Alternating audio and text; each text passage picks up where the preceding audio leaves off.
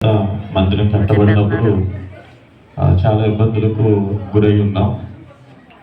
అంటే మరి దీనికంటే ముందుగా ప్రస్తుతం మహిళా మండలి బిల్డింగ్ ఉంది. అదే స్థలంలో పిల్లలు అక్కడ చర్చ్ ఉండేది ఆకులతో. ఆ చర్చ్ని కొన్ని పరిస్థితులు బట్టి తీసేశారు.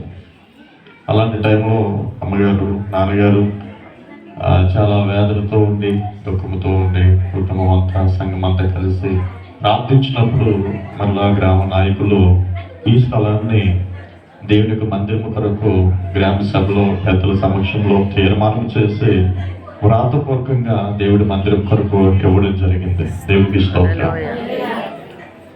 ఇవ్వబడినటువంటి మందిరంలో చాలా కష్టతరంగా పరిచర్య చేశారు. పరిచయం చేసినటువంటి దైవజనులు అమ్మగారు ప్రతిరోజు మరి తెల్లవారుజామున 3:30-4 గంటలకు వచ్చి ఈ స్థలంలో కన్నీరుతో వేదనతో ప్రార్థన చేసినటువంటి దినాలు ఎన్నో ఉన్నాయి. పిల్లరా పెంకులు చర్చ్ కట్టిన తర్వాత కొన్ని దినాలకి చాలా శిథిలావస్థలకు వచ్చేస్తుంది. వర్షం పడిందంటే ఎక్కడ కూడా కూర్చోడానికి అవకాశం లేనటువంటి పరిస్థితి. ఎన్నో సంవత్సరాల నుంచి అనుకుని వాళ్ళు మంచి మందిరం కట్టాలి, కానీ మాకు శక్తి సరిపోయేది కాదు, ధైర్యం సరిపోయేది కాదు. ఒకవేళ తీస్తే తిరిగి కట్టలేమేమో అనబడినటువంటి భయం. కానీ సంఘం యొక్క ప్రార్థన, దైవజనుల యొక్క ప్రార్థన, మరి దేవుడు ధైర్యం నుంచి ఈ స్థలంలో పనిని ప్రారంభించడానికి దేవుడు ప్రభు చూపించారు. దేవుడికి స్తోత్రం. హల్లెలూయా. మరి నాన్నగారు ప్రభులో నిద్రించినటువంటి దినమున, దేవుని యొక్క సన్నిధికి వెళ్ళినటువంటి దినమున నవంబర్ 20ని ఇలా మూలరాతిని వేయడం జరిగింది. ఆ రోజు ఇక్కడికి వచ్చినటువంటి దైవజనులు సంఘము కూడా ఆ రోజు ఉండి వేశారు. పిల్లరా మరి చాలా కాలం పిల్లర్స్ వేయబడి ఉంది.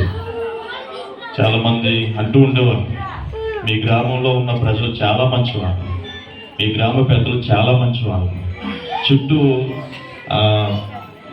హిందూ దేవాలయాలు ఉన్నాయి, చుట్టుపక్కల హిందూ దేవాలయాలు చుట్టూ ఉన్నాయి, ఇటువైపు వెళ్ళినా ఉన్నాయి, ఇటువైపు వెళ్ళినా ఉన్నాయి.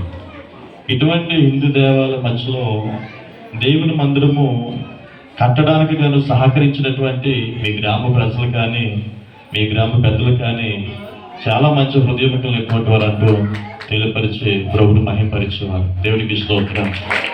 అది స్థలంలో ఈ మందిరం కట్టబడడానికి సంఘం మాత్రమే కాదు, గ్రామ పెద్దలు కూడా ఎంతగానో సహకారంగా నిలబడ్డారు, గ్రామ ప్రజలు కూడా నిలబడ్డారు. మరి ఈ మందిరం కట్టడం విషయంలో చాలా శ్రమ అనుభవించాం.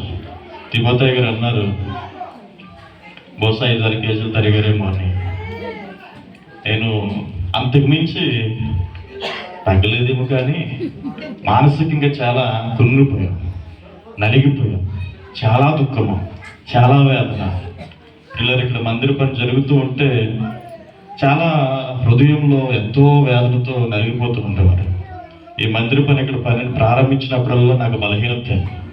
ఎందుకంటే బీపీ ఎప్పుడు చూసినా 170, 180, మొన్న ఈ మధ్య చూపించుకుంటే 140.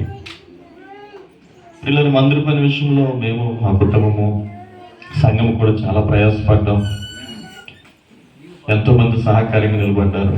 మరి ప్రాముఖ్యంగా అసలు ఈ దినాన్ని ఇది మందిరము ప్రతిష్ఠించవలసినటువంటి సమయం అయితే కాదు, ఇంకా పిల్లలతోనే ఉండాలి. ఒక విధంగా చెప్పాలంటే జోనతన్ గారు ఎంతగానో ప్రోత్సహిస్తూ మమ్మల్ని వెన్నుతడుతూ ఉండేవారు.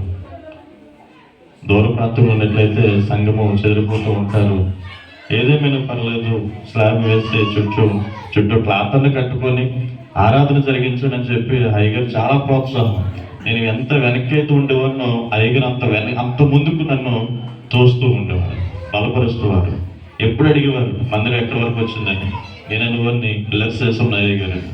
మరుసటి నెల మళ్ళీ వచ్చి అడిగారు, చర్చ్ ఎంతవరకు వచ్చింది. మరుసటి నెల కూడా పిల్లర్స్ చేసి అలాగే ఉన్నాయి గారు. 3వ నెల కూడా వచ్చి అడిగేవారు. వచ్చినప్పుడల్లా ప్రతి నెల అయ్యగారు ఏమని అడిగారంటే, మందిరం పని ఎక్కడి వరకు వచ్చింది. నేను చెప్పడానికి చాలా ఇబ్బంది పడుకున్నాయ్యా, పిల్లర్స్ చేసే ఉన్నాయని. హల్లెలూయా. కానీ అయ్యగారు ఎంతగానో బలపరిచారు, వెనుతట్టారు, సహకరించారు. అదేవిధంగా దైవజనులు కిషోరయ్య గారు కూడా మమ్మల్ని ఎంతగానో, అమ్మగారు కూడా ఎంతగానో బలపరిచారు. మరి ఇక్కడ ఉన్నటువంటి దైవజనులు యెహోషువ గారు కూడా మరి ఎంతగానో సహకరించినటువంటి దైవజనులు ఆ కొరకు ఎంతో మంది ప్రార్థించారు. ఆ కొరకు ఎంతో మంది ఆ దేవుని సన్నిధిలో విజ్ఞాపన చేశారు. సంఘము వారందరూ కూడా పిల్లల చక్కగా సహకారం, మీ అందరి యొక్క సహకారమే ఈ రోజున ఈ నూతన మందిర ప్రతిష్ఠ దినము. దేవునికి స్తోత్రం. హల్లెలూయా.